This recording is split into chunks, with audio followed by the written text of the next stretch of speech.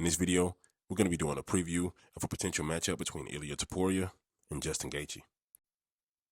At UFC 324, Justin Gaethje won a grueling unanimous decision over Paddy Pimblett to capture the interim UFC lightweight title. He scored multiple knockdowns, controlled stretches of the fight with power strikes and pressure, and showed that he still has elite firepower at 37. That win now positions him as the likely challenger to undefeated champ Ilia Topuria later in 2026. However, analysts, including former champ Robert Whitaker, believe Gaethje's style that worked versus Pimblett may not be enough against Topuria's more complete skill set unless he makes some tactical adjustments. Now let's get into it. Now there's a lot of similarities and a lot of differences in their games, but let's break down Justin Gaethje first. Gaethje specializes in pressure striking and leg kicks.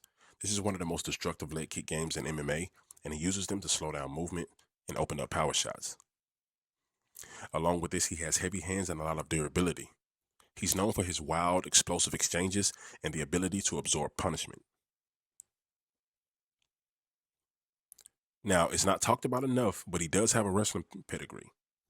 He has a background in NCAA Division I wrestling, and he does have strong takedown defense, but he rarely uses his wrestling in an offensive manner.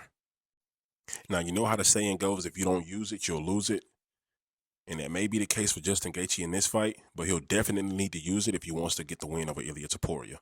But let's just go ahead and break down El Matador before we move on. Now, Ilia is known for his very, very technical striking. He has precise, fast combinations with excellent counter striking and arguably superior boxing fundamentals compared to most in the lightweight division, but y'all have to let me know how y'all feel about that in the comments. Now, he is a very elite grappler, and a lot of people don't talk about this enough, especially due to the past 3 knockouts, but he does have black belt level jiu-jitsu, and his wrestling can change the complexion of fights if he mixes it in. But to be honest, after knocking out Max Holloway, Alex Volkanovski, and Charles Oliveira, a lot of people don't talk about his grappling a lot, but it is elite. And he's also undefeated with finishes. Topuria entered the lightweight title picture undefeated and has a high finish rate at an elite level, at featherweight and at lightweight. So either way it goes, whether he moves down or he moves up, his power carries. So let's dive a little deeper into it. As far as the striking exchanges goes, Gaethje thrives in brawls, but Topuria's timing and technical output could neutralize brawling at a close range. See, analysts suggest that Gaethje must avoid reckless exchanges and instead manage distance and use footwork to mitigate Topuria's speed and precision. Now, Topuria's defense is generally more polished, meaning that Gaethje's usual forward aggression must be tempered with strategy. Now, Gaethje's leg kicks are elite, and it could be a weapon to disrupt Topuria's stance, but only if it's set up within a smart striking plan. See, Topuria's ability to counter off kicks and land hard overhands poses a real danger if Gaethje throws low kicks without proper feints or setups.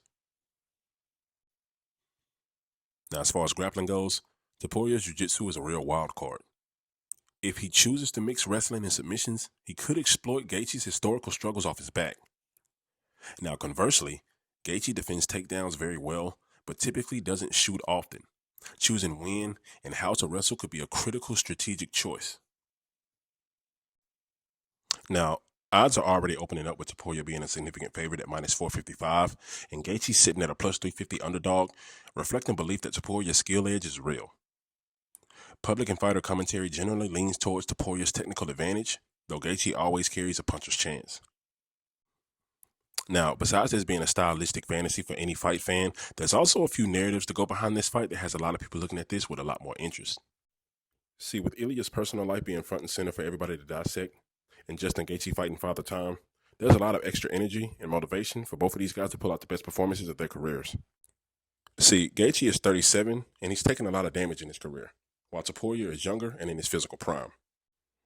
Gaethje's also chasing that elusive undisputed gold later in his career, which could elevate his focus and his preparation.